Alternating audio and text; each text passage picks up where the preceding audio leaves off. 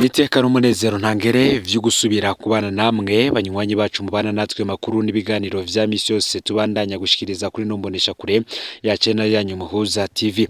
Ndabaye kaze rero aho muherereye hose iyo babari nga mu gihugu c'u Burundi, mu bumanuko, mu buseruko, mu buraruko, mu burengero, hanze y'imbizi y'igihugu c'u Burundi nko mu karere ka Afrika y'ibiyaga binini, ku mugabane wa Afrika ndetse no makungu ya kure.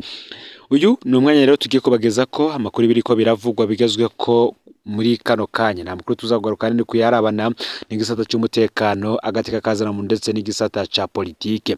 Turaza kugaruka kandi ku vyatangajwe n'umuyobozi w'iradio RPA Bob Rugurika hamenyesha ko hari ibitero vyo guhungabanya umutekano biriko birategurwa n'akarwi k'iperereza kegereye umukuru w'igihugu Evariste Ndayishimiye.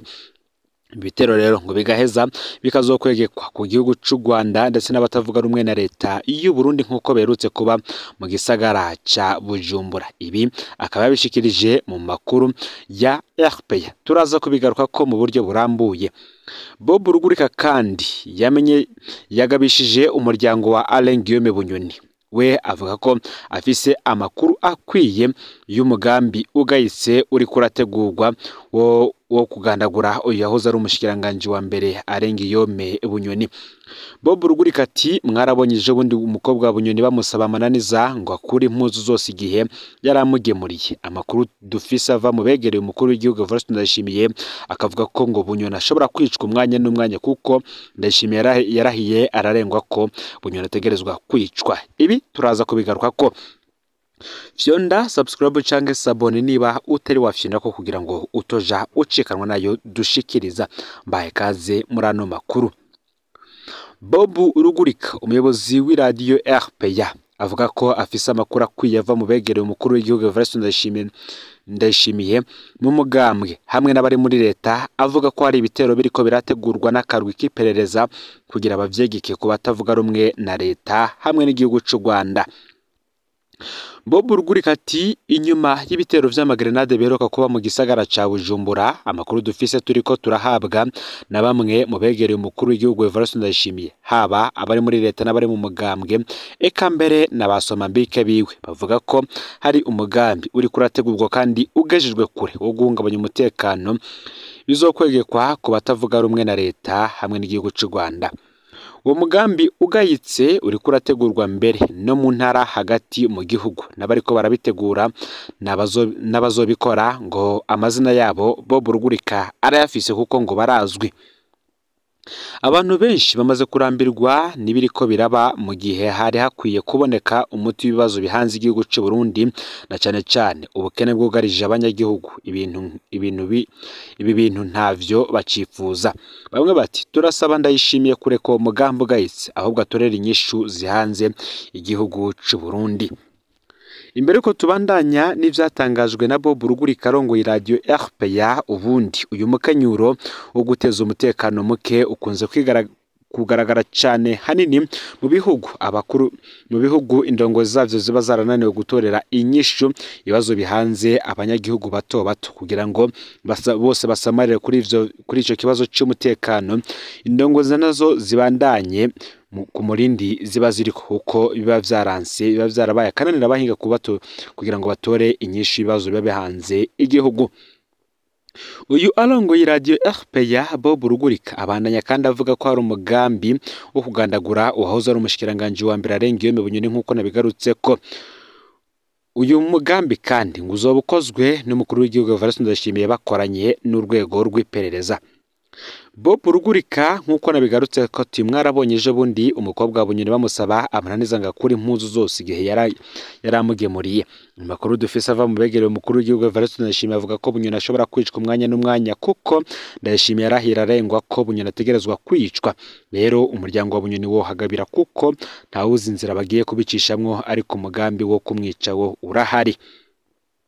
Iki gihe igihugu c'u Burundi gifise ibibazo vyinshi aba muri politike no mu butunzi bikeneye inyishu irama. Rero ngo biteye isoni kubona hariho abagoma bashaka gusubiza Burundi inyuma hakubuteza imbere.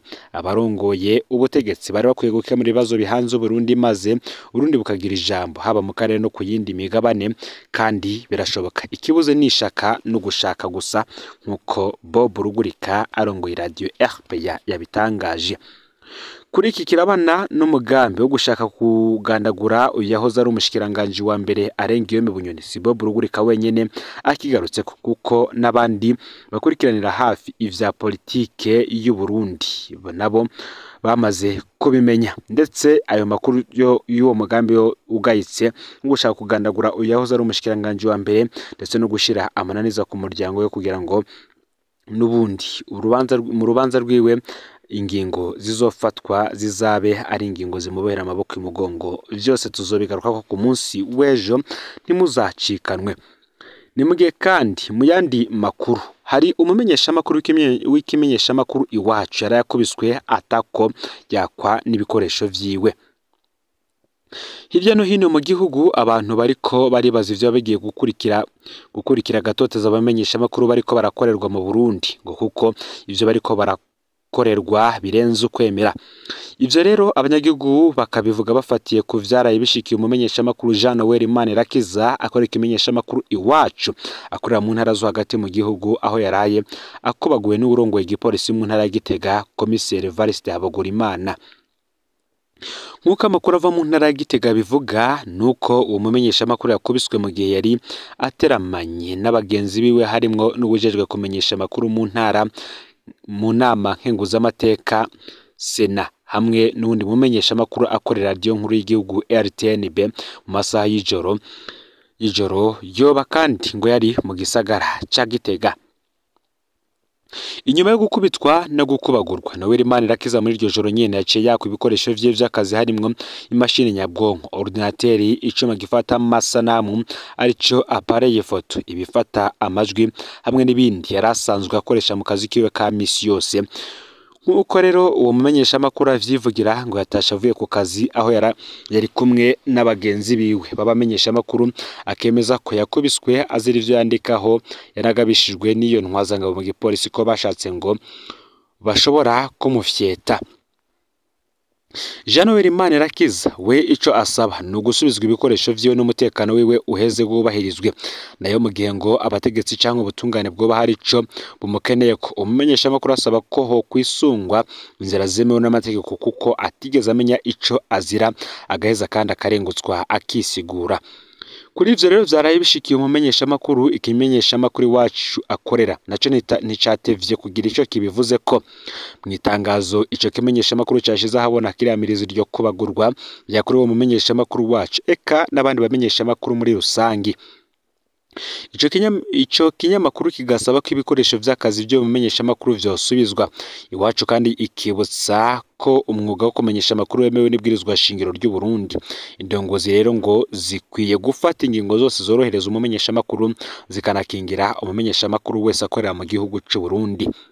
Tubibutse ko umumenyesha makuru Jean Noel Manirakiza yari kumwe na Bienveni Nziguye, umumenyesha makuru wa radio n'imbonesha kure vy'igihugu RTNB, hamwe na Gilbert Niyongere ajejwe gutumatumanako amakuru mu nama nkenguzamateka. Aba rero akaba ari bo bakubiswe amakofi bakamererwa nabi na komiseri w'igipolisi mu ntara ya Gitega Colonel de Police Evariste Habagurimana abasanze mu kabare ko muri quartier yoba ngo bariko barivuna kanyota. Ivyo bikaba vyabaye hafi saa 5 z'ijoro. Abo bakubiswe rero bakaba baje biyongera ku bandi bamenyesha makuru bagera kuri 3 bapfunzwe hamwe n'ubuheruka gupfungurwa. Ni nako kandi mu yandi makuru tuyabandaniza mu gisata c'indero, aho ibintu bitoroshe nanone. Butoyi Fiacre arongwera isoko kominari Gisovu DC yo muri DPE Bubanza aragizwa kuyobeza abana ku rugero rw'ubusa kwijana. Nkuko tubimenyeshwa n'abavyeyi barereye kuri iryo shure rya lycée communal Gisovu DC yo muri DPE Bubanza, bamenyesha ko abana biga mu myaka y'indwi y'umunani hamwe n'umwaka w'icenda bavuga ko kuva mu gice ca mbere bagumye babwirwa n'abana babo ko bagumye babwirwa n'umuyobozi w'ishure Butoyi Fiacre n'umwunganira Prefet des études ikibazo c'umwarimu Etienne Nininahazwe yigisha ibiharuro ngo kwabigishanya inzigo, yamara uyo muyobozi w'ishure ngo akaba yarabifashe minenerwe. Uwo mwigisha Etienne Nininahazwe ngo akaba yaheruka kuza kuri iryo shure rya Gisovu avuye ku ishure ry'uburimyi n'ubworozi ETB Bubanza, aho yigeze kuba umuyobozi ajejwe uburaro bw'abanyeshure eka ngo akaba yimuwe kuri iryo shure bivuye ku bube bwite bwo kwigishanya inzigo no gutanga ubusa mu vyirwa yatanga kuri iryo shure rya ETB Bubanza. Nkuko tubandanye tubibwirwa n'abavyeyi eka n'abanyeshure bo kuri iryo shure ngo kwimurira Etienne Nininahazwe kuri lycée communale Gisovu ngo naco vyamuhinduye ko ngo kuko ntiyigeze yikosora ngo akore neza. Abo baduha amakuru bakamenyesha ko ibintu vyagiye kunyukuyo Etienne Nininahazwe ngo afatanye n'umuyobozi Butoyi Fiacre, ahubwo ngo baciye bafatanya mu kumenyesha abana kubusa kwijana atacamira. Kubwabo rero ngo bakibaza kw'ivyo vyose babikora bitwaje ko basengera hamwe mu ishengero rya Pentecote ryo ngaho nyene. Muri kino gihe abana n'amarira menshi mu cigwa c'ibiharuro ngo ntibakironka ayo bacira nayo bamira kubera uwo mwigisha abigishanya inzigo. Bakavuga ko adakora imyimenyerezo exercice ngo niyo ayikoze ngo akora iyoroshe, nayo ngo hageze mu kibazo akazana ibigumye ngo agaheza akabaza interrogation ifise intumbero yo kuyobeza abanyeshure. Ngo kukaba nkako ngo umuntu yihweje urugero abana bafise haba no mu vyo bita examen arezo test d'entraînement yo mu mwaka w'icenda ngo abana baba abanyuma mu biharuro ngo kuko ni cigwa kiri pondeye cyane. Nkuko rero abatanze amakuru babitubwiye bamenyesha ko mu cigwa c'icongereza angere ngo ivyo bintu vyarigeze nkuko nyene kumwigisha w'ico cigwa yitwa Onesphore Ndawuhawe n'Imana ariko wewe yaciye ahindurwa mu gice ca kabiri deuxième trimestre. Ico gihe rero ngo abana barirukije ngo kandi n'umwimbo nta kibazo bafise. Mu kibazo rero bagisigaranye mu cigwa c'ibiharuro muri ayo mashure yo mu myaka y'indwi y'umunani hamwe n'umwaka w'icenda ngo vyarananiranye ko gitorerwa inyishu kuva mu ntango z'uyu mwaka. Ivyo rero ngo bigaca vyerekana ko n'ikibazo ca leta concours national mu cigwa c'ibiharuro ngo bitazoshoboka ko bayitora ku banyeshure biga mu mwaka w'icenda bagaheza bakababazwa nuko ngo birinze bigera ngaho ngo kandi bakomye induru kuva kera yamara ngo ntahindurwe. Nabo mu myaka y'indwi n'umunani uko ibintu bimeze ngo hazomenya Uwimana izi ngo kuko atanumwe aronka 50%. Ivyo ngo bigatumwa nuko uwo mwarimu ngo ahera kuwa mbere atanga ubusa kuri abo banyeshure ngo naho rero mu myaka y'umunani n'umwaka w'icenda mu mwaka uheze bari bigishijwe n'umwarimu abizi ngo bagaheza bakabitora. Ngo biratangaje kubona uyu munsi bosubira inyuma ku rugero nk'urwo bariko birashika ko kubw'abavyeyi eka n'abanyeshuri bamenyesha ko bana babo bano barimu ngo bari bakwiye gushengezwa ngo kuko abavyeyi bari amafaranga y'ishure ngo kugira abana babo bigishwe neza. Bamwe bati kuki aya makuru tuyagarutse ko iki gisata ni igisata gikomeye cyane kuko umwana atize neza biheza akagirira inzigo igihugu muri rusange ndetse kubera no guhabwa ubusari nabo biheza bakava mu mashure bakaja gukora indi mirimo itari bagenewe ku myaka baba bafise kuko muri iyi myaka ariho umwana abatangiye fondation base y'ubuzima bwe bushingiye ku ishure.